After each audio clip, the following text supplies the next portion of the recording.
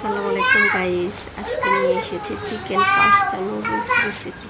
এখানে pasta noodles নিয়েছি, সবজি নিয়েছি, চিকেন কুচি নিয়েছি, পেঁয়াজ নিয়েছি কুচি।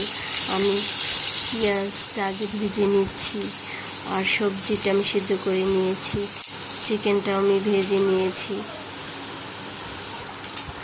এখন পেঁয়াজের মধ্যে একটা ডিম দিয়ে দিব।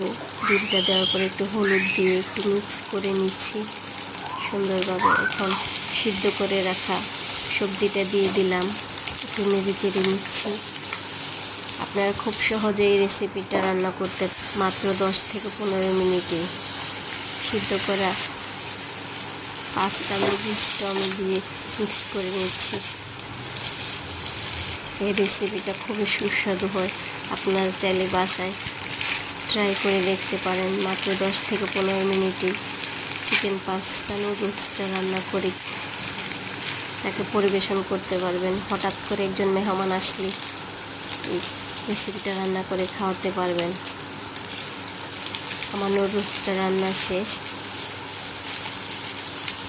এখন আমি পরিবেশন করব। আর সবাই আমার পাশে থাকবেন, সবাই আমাকে সাপোর্ট করবেন ইনশাল্লাহ। আসসালামু আলাইকুম।